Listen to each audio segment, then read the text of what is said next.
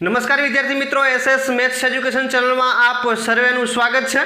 आज આપણે ધોરણ 10 માં આપણે જે પ્રકરણ નંબર 2 છે બહુપદીઓ નામના પ્રકરણની શરૂઆત કરવાની છે, પરંતુ આપણે જે આ બહુપદી નામનું જે પ્રકરણ છે એ પ્રકરણ ધોરણ 9 માં આપણે શીખી ગયા છીએ। એટલે સૌપ્રથમ તો આપણે ધોરણ 9 નું જે બહુપદી છે એનું થોડુંક યાદ કરવું પડશે, ત્યારબાદ આપણે આ ચેનલ આજે છે ધોરણ 10 ના જે પ્રકરણનું શરૂઆત કરવાની છે। અને જો તમે મારી ચેનલ પર નવા છો તો આપણે ઇન્ટરેસ્ટિંગ વિડિયો અને આપણે જે ગણિતનો જે અભ્યાસક્રમ છે એ તમારી સાથે સંકળાયેલ રહે અને અમે તમારી સાથે જોડાયેલ રહીએ એના માટે સૌપ્રથમ તો ચેનલને સબસ્ક્રાઇબ અવશ્ય કરશો। તો વિદ્યાર્થી મિત્રો, આપણે શરૂઆત કરીએ પ્રકરણની કે આ જે પ્રકરણ છે ધોરણ 10 નું જે બહુપદી નામનું પ્રકરણ છે, આ પ્રકરણ એ ધોરણ 10 માં જે 5 થી 6 માર્ક લાવવા માટે બહુ જ અગત્યનું છે, બહુ જ સરળ છે, કારણ કે ધોરણ 9 માં આ નામનું પ્રકરણ આપણે શીખી ચૂક્યા છીએ। તો થોડીક આપણે ધોરણ 9 તરફ જઈએ। આજે આપણે ધોરણ 10 ની પ્રકરણની શરૂઆત કરીએ છીએ, પરંતુ આજે આપણે ધોરણ 10 નો અભ્યાસ કરવો નથી, ધોરણ 9 તરફ જઈએ કે આપણી નાની નાની બેઝિક બાબતો છે એ થોડીક આપણને ખ્યાલ હોવો જરૂરી છે, ત્યારબાદ આપણે ધોરણ 10 નો જે બહુપદીનો છે એની શરૂઆત કરશું। તો સૌપ્રથમ વિદ્યાર્થી મિત્રો જોઈએ કે આપણે જે બહુપદી નામનું પ્રકરણ છે આ બહુપદી નામના પ્રકરણમાં કેવી બાબતોનું આપણે ધ્યાન રાખવું પડશે, તો જ પ્રકરણ આપણને સરળ લાગશે। અને બિલકુલ સરળ છે અને આપણે નાની નાની બાબતોનું ધ્યાન રાખીને પ્રકરણનો અભ્યાસ કરવાનો છે। તો સૌપ્રથમ તો વિદ્યાર્થી મિત્રો એ જોઈ લઈએ કે અહીં જે સમીકરણ આપેલું છે p ઓફ x બરાબર 5x નો ઘન માઇનસ 4x સ્ક્વેર વત્તા x અને માઇનસ વર્ગમૂળમાં √2 આવું આપેલ છે। હવે તમને આ બહુપદી નામનું પ્રકરણ આવે એટલે સૌપ્રથમ મનમાં દ્વિધા એ થાય છે કે કોઈ પણ વાસ્તવિક સંખ્યા હોય, વાસ્તવિક સંખ્યા એટલે કેવી સંખ્યા હોય, ધારો કે વર્ગમૂળમાં -2 છે, સમય સંખ્યા છે, આ રીતની ધારો કે 2 સંખ્યા છે, 25 છે, ધારો કે આપણે કોઈ 30 સંખ્યા લખીએ છીએ, તો આ જે છે √2 છે, 2 છે, 25 છે, 30 છે, આ બધી જ સંખ્યાઓને આપણે બહુપદી કહી શકીએ કે ના કહી શકીએ? સવાલ મેળવીએ કે આવી વાસ્તવિક સંખ્યાઓને આપણે બહુપદી કહીએ છીએ, પરંતુ કઈ રીતે કહીએ છીએ કે આ બહુપદી સાથે x ની 0 ઘાત ગુણાયેલી છે। શું ગુણાયેલું છે? x ની 0 ઘાત। અને આપણે જોઈ ચૂક્યા છે ધોરણ 9 માં કે x ની 0 ઘાત બરાબર 1 થાય છે, એટલે આપણે 2 ગુણ્યા 1 કરીએ, 2 ગુણ્યા 1 કરીએ તો આપણને જવાબ કેવો મળવાનો છે? 2 જ મળે છે। એટલે કે આને શૂન્યઘાતી બહુપદી કહેવાશે। કેવી? શૂન્યઘાતી બહુપદી કહેવાશે, અથવા તો કેવું કહેવાશે કે આ બહુપદીને જે પદ છે એને અચલ પદ કહીએ છીએ, એટલે કે આની જોડે કોઈ પણ પ્રકારનો ચલ રહેતો નથી અને બહુપદીની બાબતમાં શૂન્યઘાતી બહુપદી આપણે કહી શકીએ છીએ। હવે વાત કરીએ કે આ જે સમીકરણ આપેલું છે આ સમીકરણમાં આપણે કેટલી બાબતોનું ધ્યાન રાખવાનું છે। બહુપદી એટલે કે જેને આપણે અંગ્રેજીમાં પોલિનોમિયલ કહીએ છીએ, અને આપણે ઘણી બધી બાબતોને વ્યવહારિક ઉદાહરણ સાથે સંકળાઈને બહુપદીઓ બની શકતી હોય છે।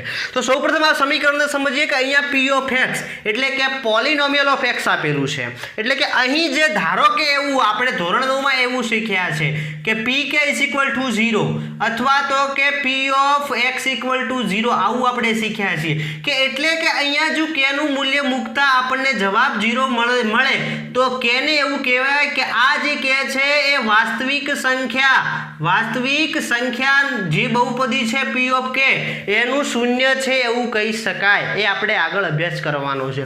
સૌપ્રથમ આ જોઈએ કે અહીં આ બહુપદી છે, અહીંયા જો x ઘન છે, આ શું છે? x નો ઘન। હવે આ x ના ઘનનો સહગુણક, x ના ઘનનો સહગુણક કેટલો થાય?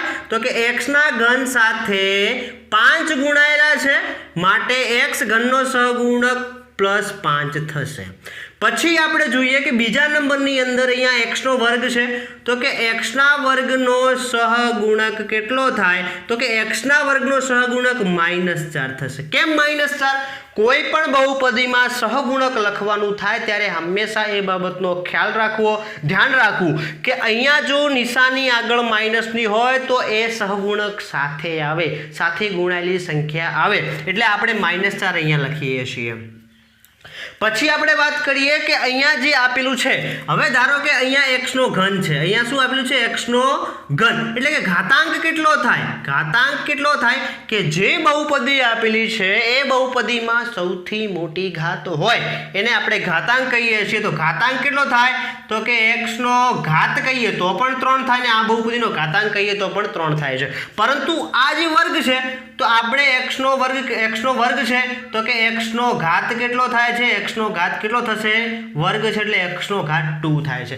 બીજી આપણી બાબતની ધ્યાન રાખીએ કે અહીંયા જે આ પદ આપેલું છે એ અચલ પદ છે જેની સાથે કોઈ પણ ચલ ગુણાયેલો નથી, અથવા તો બીજી ભાષામાં આપણે એવું કહી શકીએ છીએ કે અહીંયા જે ગુણાયેલું છે એ x0 ગુણાયેલું છે.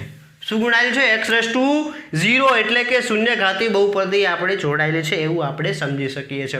બીજી બાબતની આપણે થોડીક બેઝિક બાબતની વાતો કરીએ કે આપણું જે આ પ્રકરણ છે એની અંદર 3 પ્રકારની બહુપદીઓ આપણે ભણવાની છે. કઈ કઈ?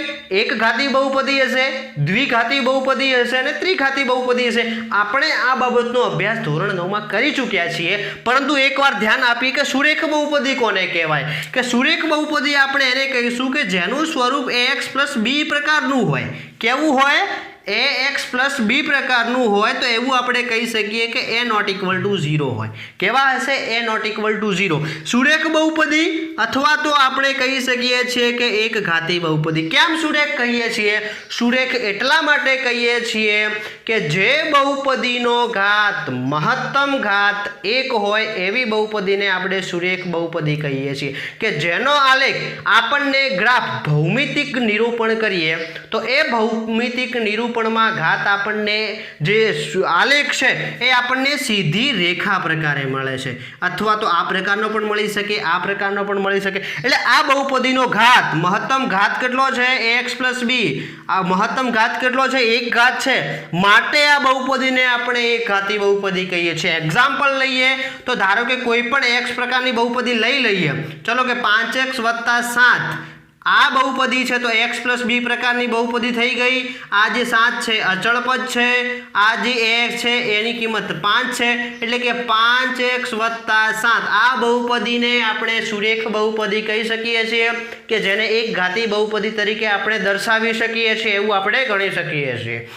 ત્યારબાદ આપણે વાત કરીએ કે દ્વિઘાત બહુપદી કોને કહેવાય. તો દ્વિઘાત બહુપદી એટલે કે જેનું સ્વરૂપ x² bx + c પ્રકારનું હોય, જ્યાં a b ≠ કેવા હોય? 0. a અને b 0 હોઈ શકે નહીં. a b 0 હોય તો શું થઈ જાય? જવાબ 0 થઈ જાય, તો અચળ પદ આવી જાય, તો શૂન્યઘાતી બહુપદી થઈ જાય. તો આ આપણે એવી શરત છે કે a b ≠ 0 હોય. આવા પ્રકારનું આપણે સમીકરણ કોઈ પણ પ્રકારે લખવું હોય તો આપણે લખી શકીએ છીએ કે ધારો કે આપણે લખીએ કે 7x² 2x + 5. આવા તો ઘણા બધા એક્ઝામ્પલ આપણે લખી શકીએ છીએ કે જેનો મહત્તમ ઘાત x નો મહત્તમ ઘાત 2 હોય એવી બહુપદીને આપણે દ્વિઘાત બહુપદી કહીએ છીએ. અને એ બહુપદીને આપણે કેવા પ્રકારની દ્વિઘાતી બહુપદી આપણે કહી શકીએ છીએ. ત્યારબાદ વાત કરીએ કે અહીંયા ત્રિઘાત બહુપદી આપેલું છે તો ત્રિઘાત બહુપદીનું સ્વરૂપ કેવું હશે? તો કે વ્યાપક સ્વરૂપ ax નો ઘન + bx² + cx + d. એટલે કે આમાં શું હશે કે a b c ≠ 0 હશે અને મહત્તમ ઘાત કેટલી છે? 3 છે. એટલે કે જે બહુપદીમાં x ની મહત્તમ ઘાત 3 હોય એવી બહુપદીને આપણે ત્રિઘાત બહુપદી કહી શકીએ છીએ. જેને એક્ઝામ્પલ લેવું તો આ ઉદાહરણ આપણે લઈ શકીએ છીએ કે અહીંયા આપેલું છે ને જે ઉદાહરણ કે 5x નો ઘન -4x નો વર્ગ + x -√2. આ જે બહુપદીનો મહત્તમ ઘાત કેટલો છે? 3 છે. તો એ બહુપદીને આપણે ત્રિઘાત બહુપદી કહી શકીએ છીએ. બીજી બાબત એ જ્યારે MCQમાં પ્રશ્નો પૂછાય કે ચલો એક ઘાતી બહુપદી આપેલી છે, એક ઘાતી બહુપદી આપેલી છે, ધારો કે આવી એક ઘાતી બહુપદી છે, ધારો કે x + 1, તો આ બહુપદીના શૂન્ય કેટલા થાય? તો હંમેશા યાદ રાખવું કે જેટલી બહુપદીમાં જેટલી ઘાત હોય એટલા શૂન્ય હોય. ધારો કે 3 ઘાત છે, કેટલી ઘાત છે? 3 ઘાત. તો જેની 3 ઘાત છે તો માટે શૂન્ય કેટલા થવાના? 3 થવાના છે. ધારો કે કોઈ બહુપદીમાં ધારો કે 4 ઘાત છે તો એ બહુપદીના શૂન્ય કેટલા થશે? 4 થશે. જેનો વર્ગ છે દ્વિઘાતી બહુપદી છે તો એના શૂન્ય 2 થાય. એટલે એક ઘાતી બહુપદીના શૂન્યો 1 મળે, દ્વિઘાતમાં 2 મળે અને ત્રિઘાતમાં 3 શૂન્ય મળે છે. હવે આપણે ધોરણ 10માં ભૌમિતિક નિરૂપણ ને આગળની બાબતનો આપણે હજુ વધુ શરૂઆત કરવાની છે. ધોરણ 10ના પ્રકરણની આપણે શરૂઆત કરવાની છે. તમને કોઈ પણ પ્રકારનું મૂંઝવણ હોય તો શું કરશો? કોમેન્ટ્સ બોક્સમાં જાઓ. કોમેન્ટ્સ બોક્સમાં જઈને કોમેન્ટ્સ કરો. તમને તમારા સવાલનો જવાબ અમે તમારા સુધી બિલકુલ સરળતાથી પહોંચાડશું. આપણે સુંદર મજાનો અભ્યાસ કરવાનો છે. Thank you.